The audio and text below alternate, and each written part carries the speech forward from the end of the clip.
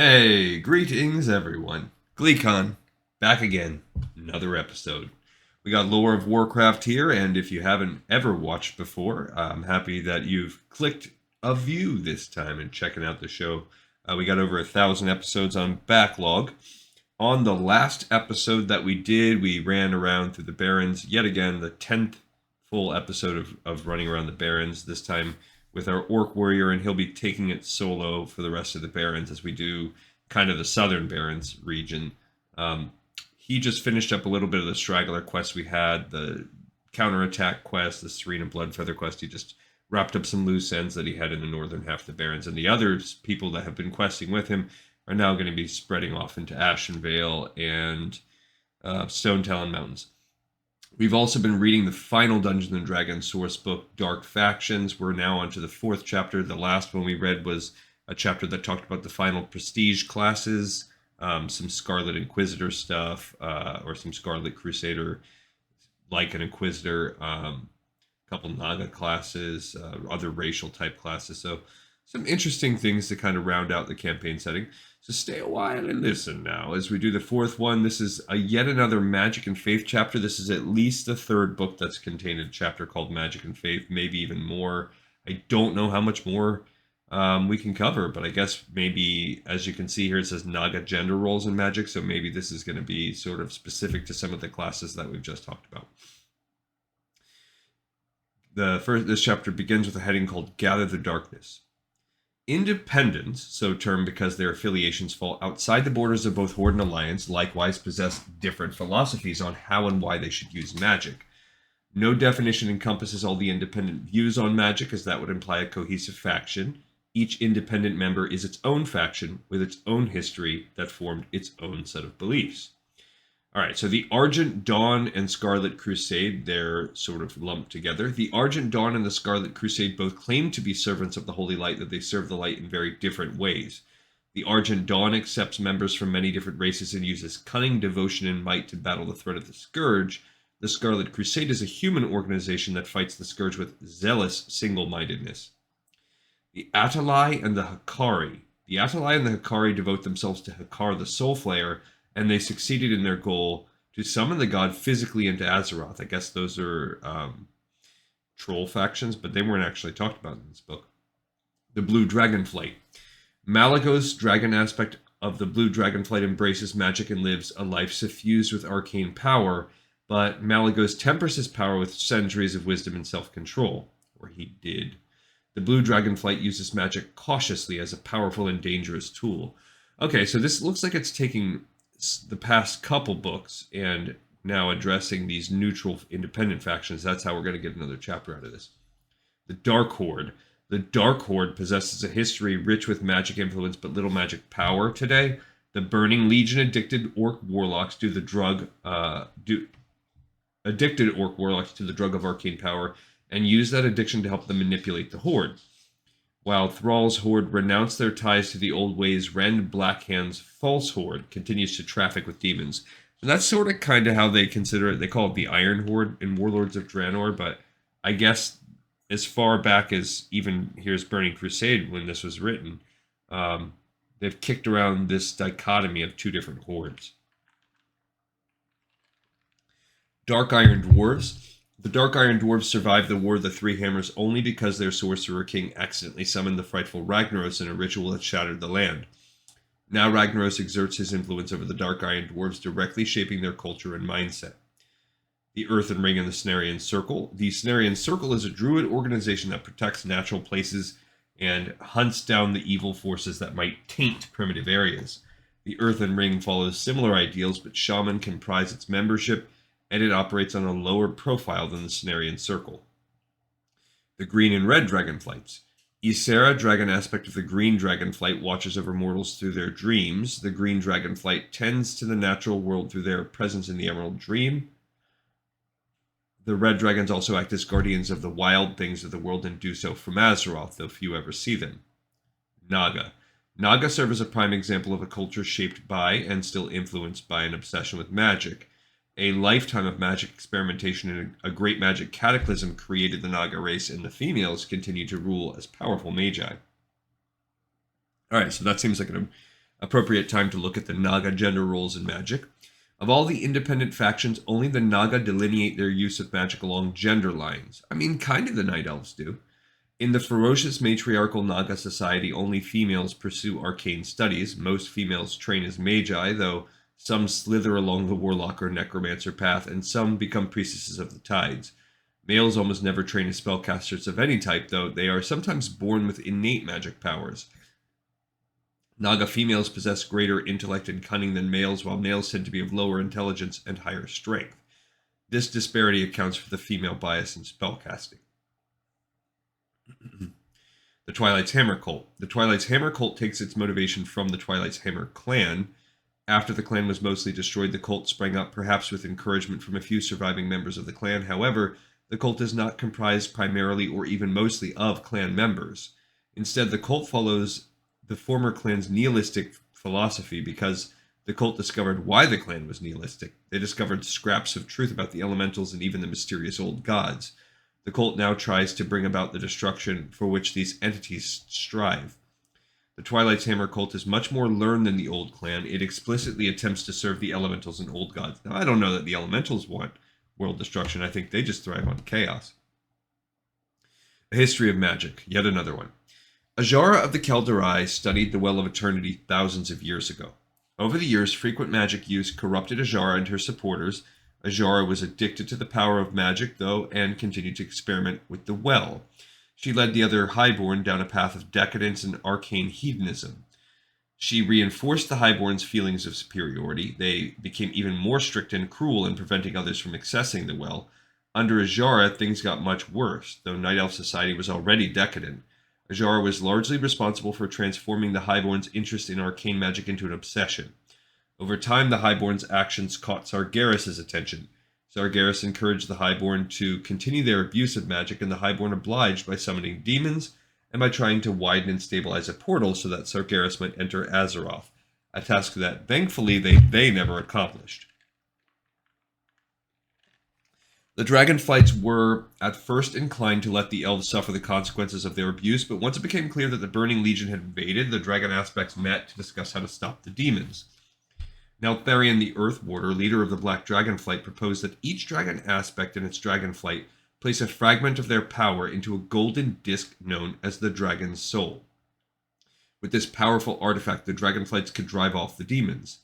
Malagos the Spellweaver, master of the Blue Dragonflight, supported Neltharion. The Dragon Aspects followed Neltharion's plan with disastrous results. The power-hungry, some say maddened, Black Dragon used the Dragon's Soul against the Blue, Red, Green, and Bronze Dragonflights.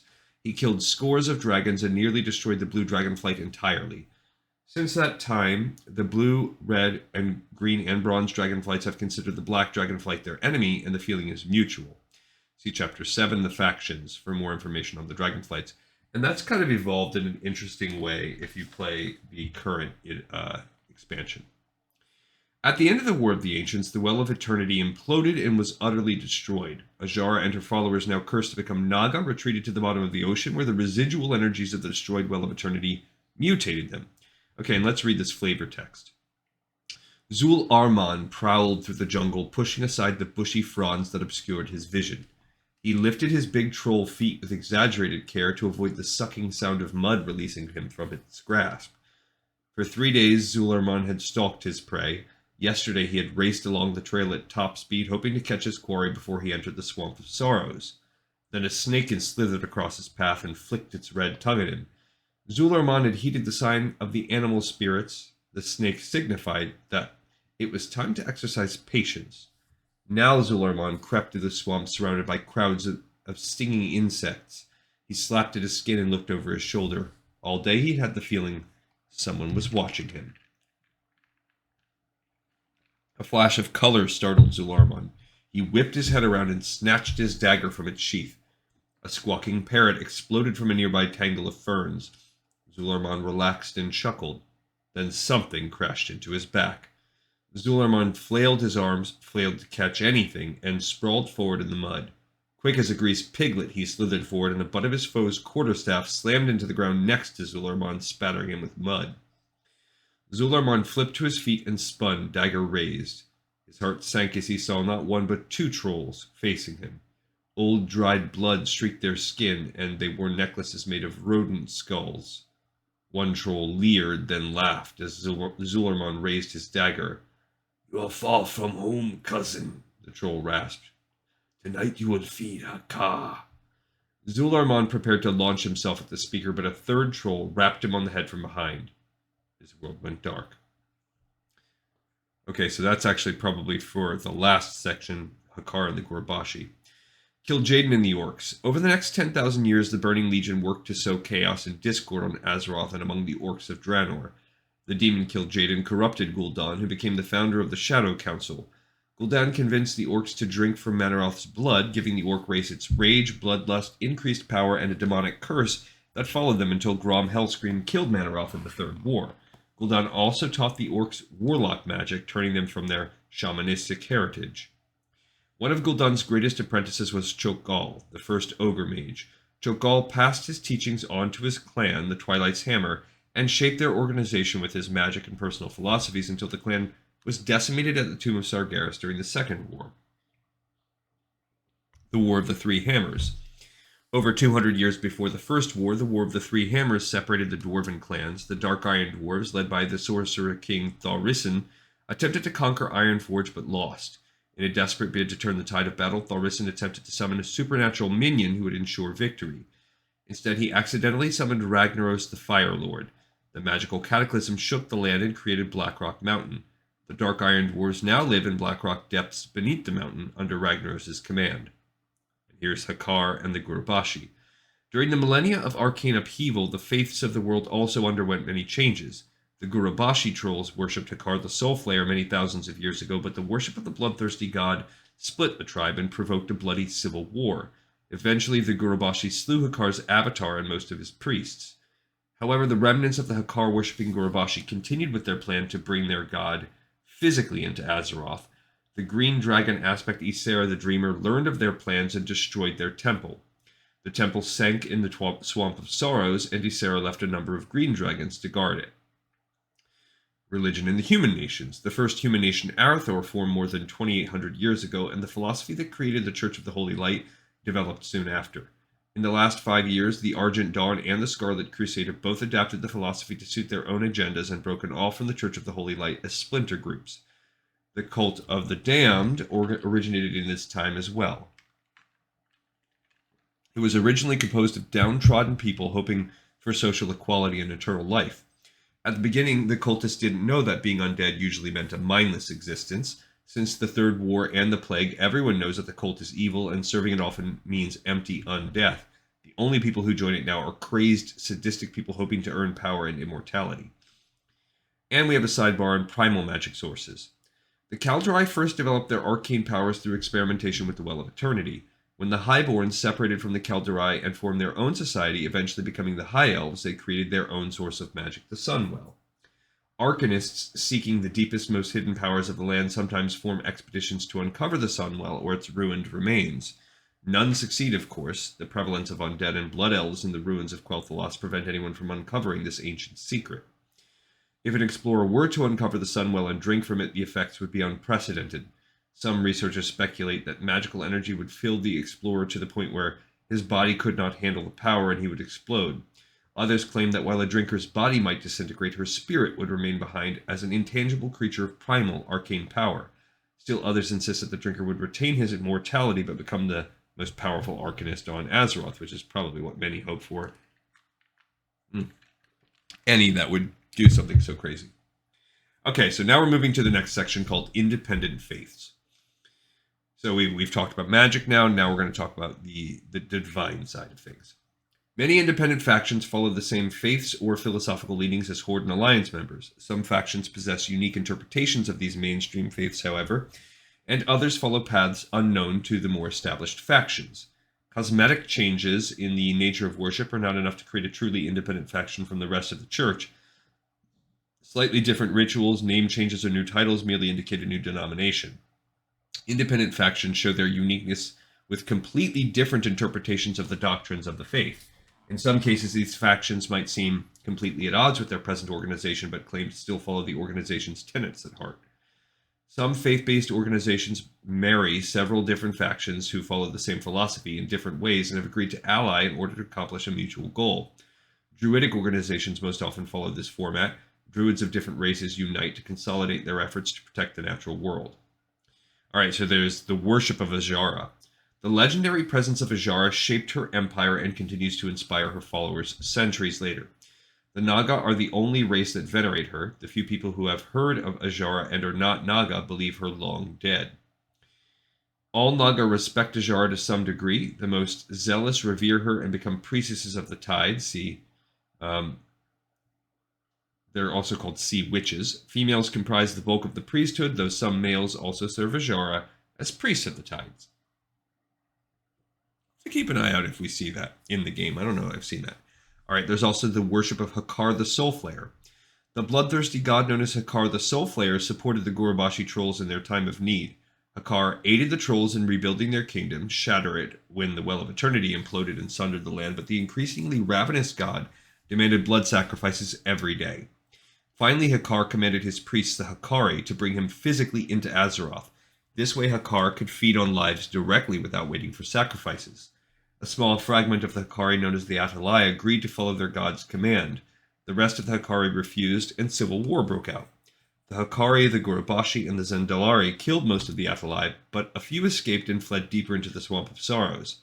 There they built the Temple of Atal Hakar and continued to try and bring their god into the world. The Hakari had allied with the other Gurubashi trolls against the Atalai, but after the war found themselves persecuted. The Gurubashi remembered that the Hakari had willingly made sacrifices to Hakar and turned their rage on the priests.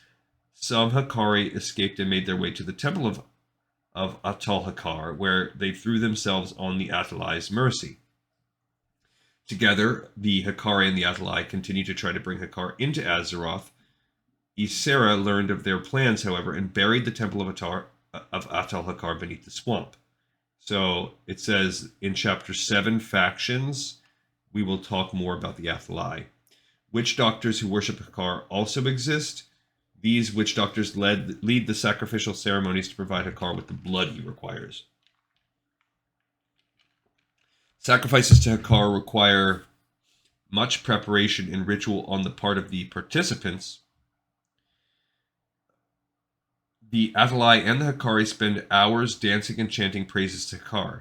Ritual self-mutilation plays a large part in their ceremonies, and most followers of Hakar display ugly scars on their limbs and faces. If the Atalai and Hakari capture a particularly powerful sacrifice, such as a troll leader or a servant of the Green Dragon, they can spend up to 3 days preparing for the sacrifice. The faithful whip themselves into a frenzy of dancing and singing, and sometimes the cannibalization of lesser prisoners. At the culmination of the ceremony, the head witch doctor bleeds the prisoner until he dies, then shares the blood with the Atalai and Hakari in attendance. Atalai and Hakari priests can gain access to the death and destruction domains. Hakar's symbol is a fanged maw filled with darkness ready to swallow the world. Kind of like that one faction of orcs that has like white skin. Atalai priests surround ebony discs with teeth taken from their fallen enemies to make their holy symbols. Okay. All right, we have a sidebar on the Heretics of the Holy Light. Of the two splinter factions of the Church of the Holy Light, the Argent Dawn and the Scarlet Crusade, the Argent Dawn is by far more palatable to the Church. Still, both technically go against the Church's established teachings to blaze new paths. The Argent Dawn believes the Church's old methods of dealing with evil no longer suffice. Evil constantly changes and refines its methods, and good must likewise change. The Scarlet Crusade takes this notion one huge step forward. The Crusade rationalizes that evil has no restraints on its tactics, and neither should good if it expects to triumph. While both groups go against the teachings of the Church of the Holy Light, the Church takes no direct action against them. This lack of activity on the Church's part derives from its unique structure. While it is the dominant faith among humans, the Holy Light is not a religion so much as it is a philosophy. The Church is a network of the faithful that exists to bring worshippers together and provide new members with guidance.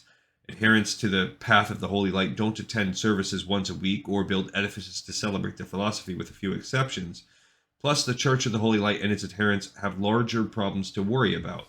In addition, with their doctrine While their doctrine might be radical, none can deny that the Argent Dawn and the Scarlet Crusade accomplished what they set out to do.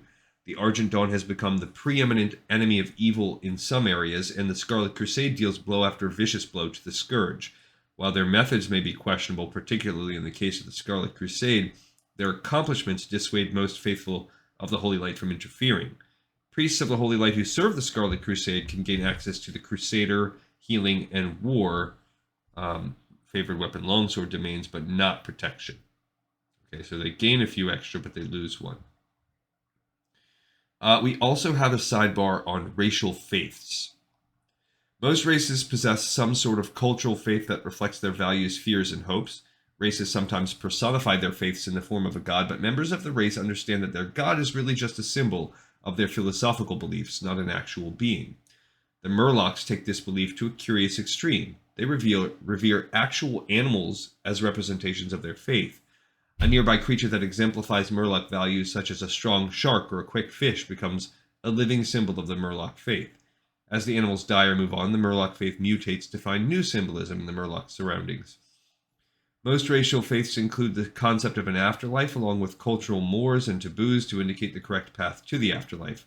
The Tuskarr, for instance, believe in an afterlife plentiful in game, and their rituals, which celebrate positive social behaviors such as marriage, bearing children, and hunting, indicate the proper way an individual should act so as to reach the afterlife. Spiritual leaders who guide their race along the proper philosophical path tend to be shaman or druids. Few races revere an actual deity to whom they can dedicate their lives as priests. Alright, some worship the old gods. Few researchers know anything about the old gods and their mad worshippers until Cthulhu made its presence felt in Ahn'Qiraj. Practically no one on Azeroth even knew the old gods existed. The old gods do possess worshippers, though, even from their prison below the earth. Most followers of the old gods are completely insane and wholly evil. The old gods are imprisoned or sleeping, but so great is their power and their unconscious but destructive, maddening auras seep out and influence some denizens of Azeroth. But so great is their power. That they're unconscious but destructive. In some cases, evil but sane individuals turn deliberately to worship the old gods out of spite when the individual feels other, more mainstream powers have mistreated her. Anarchists also sometimes turn to worship of the old gods out of a desire to destroy the world. Some believe a new, better world will rise up in the wake of the destruction. In either case, these worshippers are deluded or misinformed, and any who do manage to make even the barest real contact with the old gods go hopelessly and irrevocably insane. Cthulhu, the only old god whose name is known, has been wakening for some time. He recently woke completely and physically returned to Azeroth. He now lairs in the ruins of Ahn'Qiraj, and packs of brave heroes have already begun to form and venture into the ruins. Perhaps they can destroy the evil god before he emerges to devastate Azeroth. Alright, we have a little flavor text again. Zul'Arman woke with a pounding headache. His wrists ached and his arms felt like bags of sand. He groaned and cracked his eyes open. His arms and legs bound, Zul'Arman hung from the pole like a trussed boar. A cacophony of chanting swirled around him. Zul'Arman twisted his head and saw a group of trolls dancing in a circle. They looked like ones he'd seen in the swamp, tall, gaunt, and painted with old blood and mud. They wore strings of gaudy beads and bones. Bile rose in Zul'Arman's throat. One troll, older and taller than the others, danced up to Zul'Arman. He grinned, showing rotten yellow teeth. "You will fill a god's empty belly," the troll said, and poked Zul'Arman in the side. "I had others with me." "Oh, I had others with me," Zul'Arman lied. "They will track me and destroy this abominable cult." The Attalai priest laughed and danced back to his tribe. Zul'Arman struggled against his bonds to no avail. Panic choked him. He'd heard tales of what the Attalai and the Hekari did to their sacrifices. He faced a long, slow, painful death. Then the world shook and a thunderous roar drowned out the Attalai chants. Everything went dark, and for a moment Zul'Arman thought someone had sapped him again. He was still conscious, though, and with a blink he cleared the mud from his eyes. His mouth fell open at the sight of the huge green dragon looming in the center of the camp. The Attalai and the Hekari shrieked and drew weapons. The green dragon roared again. Zul'Arman noticed one of the poles holding him upright had shifted, and with a grunt he thrashed and shimmied until his hands slid off the pole. He hit the ground with a thud. His arms woke with painful tingles, but Zularmon ignored the sensation. He freed himself, grabbed the nearest rock for a weapon, and charged.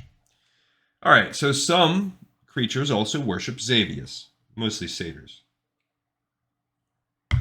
Xavius was so corrupt that he became a demon before he died. He studied arcane power at the same time as Azara did and became corrupted by arcane power even more so than Azara. Indeed, Xavius became the first satyr, a demon. He created the satyr race, and as demons, they became the Burning Legion's loyal servants. Satyrs pay homage to Xavius by living gleeful, sinful lives and committing acts of treachery they feel will honor their dark lord. Still, satyrs are evil, sadistic, and monstrous demons. Whatever vague loyalty they feel towards Xavius is overshadowed by their powerful devotion to Sargeras. Alright, there's also a pantheon of the Zandalar tribe. All trolls worship a pantheon of primal forces. A sacred animal represents each aspect of the pantheon. The Zandalar tribe functions as an overarching priest caste. Most Zandalar spiritual leaders are witch doctors and voodoo priests. If a Zandalari becomes a priest of the spiritual pantheon, he can gain access to the animal and spirits domains. And finally, there's the Cult of the Damned. Many wonder why anyone would want to become undead. Each member of the Cult of the Damned could give a different reason depending on when they became a member.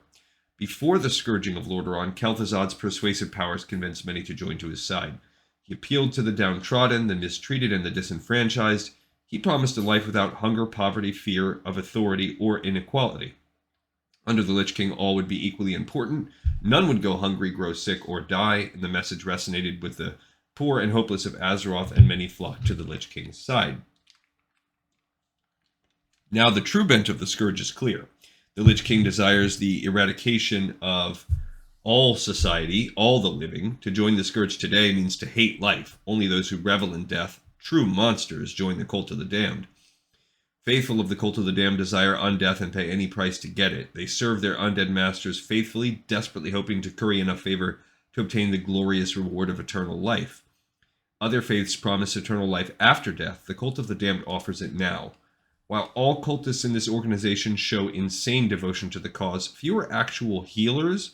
Druids find the organization repulsive, and most priests once belonged to another faith and have now changed their philosophy to embrace the darkness of existence.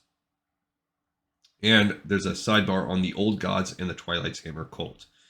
Rarely does an entire organization turn to worship the Old Gods. The insanity necessary in the faithful usually precludes any sort of cohesion. In truth, the Twilight's Hammer cult doesn't worship the Old Gods in the strictest sense. Instead, the Old Gods seem to exert a powerful fascination over the cult. The Twilight's Hammer cult is dedicated to the idea of bringing about, or at least bearing witness to an apocalypse. To this end, they research the Old Gods, learning all they can about these mysterious forces and uncovering any influence the Old Gods might still possess over the world. The faction seems especially interested in Ragnaros, the elemental fire lord who rules the Dark Iron Dwarves. Alright, now we're on to the next section of this chapter, which is, we're done kind of with the lore, and now we're going to talk about the spells that have been kind of, I guess, introduced, or that go with certain domains. Independent factions use many of the same spells that the Alliance and Horde do. However, the focused nature of many of the independent factions sometimes require specialized spells. Religious orders receive inspiration from their faith, often in the form of new divine spells. Arcanists belong to a small organization that might devote their talents to developing new spells, or the organization might hire outside help to research new magic for the group. While these spells first appeared among the independents, the Alliance and Horde have usurped some of the spells for their own use. Alright, so here's the new spells provided to Arcanists. At first level, they gain Enlarge Person. At 4th level, Mass Enlarge Person. At 6th level, Flesh to Stone, Stone to Flesh. 7th, Azara's Eyes, which is kind of like a Detect Magic. And then Flesh to Gold. And finally, at 9th, Split Soul, which makes someone basically become schizophrenic with a chaotic, evil, alternate personality. Mages gain only one new spell, an 8th level spell called Incendiary Wave, which is kind of like a fire blast that goes around you. Necromancers gain the 1st level spell Flesh to Darkness, which is like it looks like it's just like a dark damage attack. Healers gain Detect Taint, which could tell if something is affected by negative energy, and Azara's Eyes as well. Druids gain the first level spell Long Strider. That's actually a current spell. They gain extra speed. Priests gain the first level spell Flash of Darkness. So it's a Dark Priest spell. Oh, so it's not Flesh to Darkness. It's Flash of Darkness. That makes more sense. And then a 9th level Conflagrative Curse, which just bursts the undead into flame. And it infects, so it probably spreads. There are new healer domains. So there's the Arcana domain, practiced by Azara, priests of Azara. They have a lesser power called Deep Aegis. They can use additional use of their Aegis ability, and a greater power is Azara's Legacy, which gives them 1 spell per level to add to their spell list. So they can basically, their priests can cast mage spells. They have Identify, Mana Burn, Dispel Magic, Amplify Magic, Lesser Globe of Invulnerability, Greater Dispel Magic, Azara's Eyes, Spell Turning, and Protection from Spells. The Crusader domain practiced by the Scarlet Crusade gains Turn Undead and a Zealot Strike. You declare your intent to Zealot Strike, and it does extra damage. And if you're a healer, you gain even more. They can detect undead, detect taint, hooks of binding to immobilize undead and demons, restoration, greater hooks of binding, holy fire, true seeing, discern location, and that conflagrative curse. And the madness domain, I would imagine, practiced by the Cult of the Damned. The madness domain does not appear on any face listed demand. However, certain nihilistic cults or crazed priests can gain it. So yeah, you could, at your discretion, say give it to the Cult of the Damned. They have Unreal Vision, which lets you basically make someone have hallucinations, and Share Vision. You can share your vision of reality with others, which could make someone get stunned because they're racked with pain, insanity, cause fear, mana burn, psychic scream, which is a fear spell, crushing despair, mental blast, nightmare, mind flay, insanity, and that split soul power. And then they go on to give some spell descriptions of Azara's Eyes, Incendiary Wave, Conflagrative Curse, Detect Taint, Enlarge Person, Mass Enlarge Person, Flash of Darkness, Flesh to Gold. They sound pretty self-explanatory, and we've already explained the ones that aren't. Flesh to Stone, Long Strider, Split Soul, Stone to Flesh. All right, and we finished out that with a little flavor text. Screaming incoherently, Zul'Orman smashed his rock into every Athalai foolish enough to come close. Despite its fearsome size, the dragon seemed hard-pressed. Athalai must have been expecting it, Zul'Orman thought, as the savage troll's tactics were flawless. They circled the dragon and stabbed at its flanks. For a time, Zul'Orman wondered why the dragon had landed at all. Then he saw the long rents in one wing. The beast was crippled. Across the camp, Zul'Orman saw the Athalai priest standing back from the melee, chanting arcane words. He also saw his pack, lying against a pile of rocks. Zul'Orman hurtled the troll corpse, dashed to his pack, and pawed through its contents. His hand closed over a bottle. The dragon roared again and snatched up a troll in its teeth. The high priest gestured at the dragon, and an array of magical bolts sped out of his hands and slammed into the beast. The dragon keened in pain. It staggered toward the priest, slogging through the muck and the horde of trolls. Zul'Orman downed his potion in one gulp. "Blessed with the mojo of Zanza!" he cried. His shout drew the attention of the chieftain. With a smile, the Athalai began to cast a second spell. Zul'Orman charged the old troll, his bloody rock raised in one hand. Another barrage of magical bolts streaked toward Zul'Orman. They impacted an invisible shield before him, bounced back, and reversed course. The Athalai screamed in horror as his own spell destroyed him. The remaining Athalai broke and ran. The dragon dispatched 2 fleeing trolls, then turned to face Zul'Orman. Neither spoke. After a moment of silence, the dragon inclined its head. Zul'Orman returned the bow. The dragon melted back into the jungle, and Zul'Orman began his long trek home. Okay, there are also some new magical items, which are independent faction specific. New armor, there is the Aegis of the Scarlet Commander. It's a burnished copper shield with a dull red glow. And it's a +2 light forge iron heavy shield that has damage resistance against evil and can block evil spells. It also gains bonuses to diplomacy and intimidate checks. There's also a special armor called Speed. Or I guess it's any armor that has that affix gains bonus to speed. There are new rods. The Rod of the Sleepwalker, an egg-sized blue gem sitting atop a length of gnarled, twisted wood that sheds an arcane glow.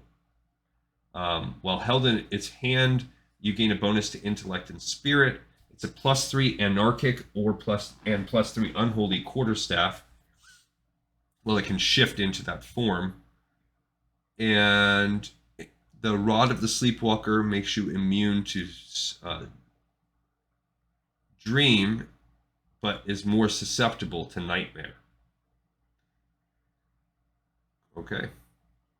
There's also the Bracers of the Watery Grave. They're fine, flexible silver links, and they have tiny scales covering them. They each and it also has moonstones the size of pinheads in the hollow of each scale, reflecting a gleam of light. Naga Magi wear these bracers, and Murlocs and Sea Giants have also stolen the design to wear them. The power is that they have to be attuned, so that means they're pretty powerful. They can teleport herself and anyone they touch to the attuned location. Okay, so that's it. They're portative. Yeah, that's it. I see. But they can also teleport those against their will. So basically, they force teleport people underwater. That's their goal, to drown people. Light of the Argent Dawn is a clear 1-inch gem with a soft silver radiance. It adheres onto other items and creates a kind of a glow. It also gets a +2 to attack roll if you're using it. Mithril Spurs, you put them on the rider, and then their mount gets extra speed. Actually, those spurs basically exist already in Classic WoW. The Orb of Dark Moon is an iridescent heavy stone in a silver chain, and it gives extra bonuses to stamina and spirit, as well. If they cast a cure or damaging spell on the caster, they do extra. So it's an amplify magic, essentially. All right. Yeah. A satyr mane sash is a coarse brown pelt made of human hair that the satyrs wear as a sash. It gives bonuses to stamina and intellect and dodge. Scarecrow suit. The Defious Brotherhood wear these suits. It makes them look like scarecrows, and the Forsaken also like to wear them. Yeah. So basically, it lets you take on that form so that you could ambush. The Sheen of Zanza is a great green potion. Probably, yeah, that's what we just read. You have to cry blessed with the mojo of Zanza, and then it affects you with spell turning, so it bounces back. The Spirit of Zanza, it looks like the Sheen of Zanza, but it's pink. You gain blessed. You have to yell blessed with the mojo of Zanza, and then you may call upon it one time to get a +5 on your next roll. Swiftness of Zanza, same deal, but you get extra movement speed. They also count as potions if you take the Witch Doctor Mojo class. There are thorium tools. These are craftsman's tools made by the Thorium Brotherhood, and they give you a bonus to your craft check. There are new set items considered part of the Zandalar Troll set. There's the Demoniac Jewels. It's a 2-item bonus. If you do 2 of the items, you can cast Corruption and gain Resist Fire. 3 items, you can cast Greater Death Coil, and you increase your greater resistance to fire. They tell you how to plan loot. That's just DM stuff. Kazan's Unstoppable Taint.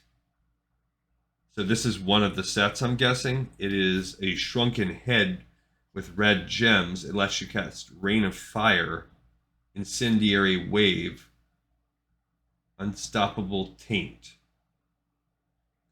Hazara's Charm of Destruction is a brooch made from bone. Gives you bonus to spellcraft if you're dealing with necromancy, so you can be better at making like voodoo dolls and stuff. And you can overcome spell resistance to necromancy. And if you have on both of this and the last thing, I see, you can wear both is all it's saying, even though normally you would only be able to wear one necklace. The Zandalar wraps are bracelets, basically. They give you extra hit points and temporary hit points. For every 10 points of... okay, so you drain life to give yourself temporary hit points. I gotcha. All right, this is the final page. The Primal Blessing. This is another set. It's a 2-item, and the bonus you get if you have both on is that you can polymorph into a Nightsaber cat and cast Corruption. Arlok's Grasp is one of them. It's a gauntlet with twin daggers. It's a +1 that also lets you use it as a fist weapon. And Fekal's Grasp. It's another gauntlet that's also with bones. So one has fangs, one has bones. You could basically fist weapon fight, and if you do both, you can turn into a Nightsaber. That's kind of cool.